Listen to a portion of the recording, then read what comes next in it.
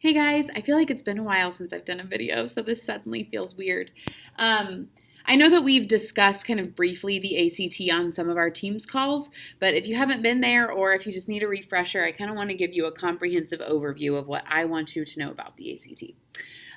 First of all, it's going to be sometime either at the end or near the end of February or the beginning of March. That's all the information I know. I've asked lots of questions and gotten very, very few answers, but here we are.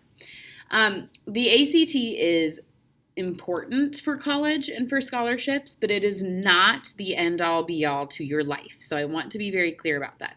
I want you to take it seriously. I want you to do your absolute best on it. I want you to gain some strategies and techniques that will hopefully help you on it, but I don't want you to be crushed if it's not the score that you want. So speaking of scores, the highest that you can get on the ACT is a 36. I want to remind you, like, absolutely, if you are shooting for a 36, have at it.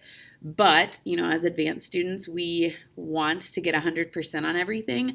100% on the ACT is exceptionally rare. Like, I don't even know the percentage, but I would guess it's like 0.001% of students get 100%. So what I want you to be working on as we go through our ACT practice stuff is just personal improvement. Also know that if you do get your ACT score back and you do not like it, you can take it again. You can take it as many times as you want. However, it costs money. This first ACT is paid for by the state. After that, I think it's like $65 for any additional tests you want to take. If you have free and reduced lunch, if you want to take additional, I believe you get 2 additional free ACTs. You'll just need to get a waiver from, I believe, your counselor. The ACT has 4 sections. It begins with the English section, and you have 60 minutes to answer 75 questions. Pacing is important here, and we'll talk about that a lot as we go.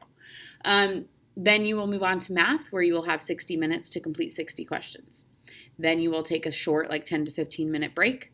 Then you will move on to reading, where you will have 35 minutes to answer 40 questions, and you will end with science, where you will have 35 minutes to answer 40 questions as well. What else do I want to say about the ACT? A nice thing about the ACT is that it is very formulaic. What I mean when I say that is essentially all of the math sections on the ACT are testing you on the same skills. They're just plugging in different numbers. All of the English sections of the ACT are testing you on the same grammar.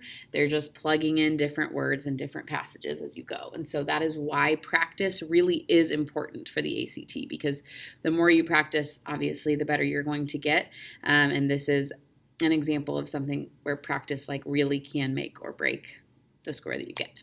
So that's my spiel on that. Obviously, if you have questions, you can always just ask me, but there is an additional place you can put your questions on your ACT thoughts and goals, which is your assignment for today. So have fun and happy ACTing.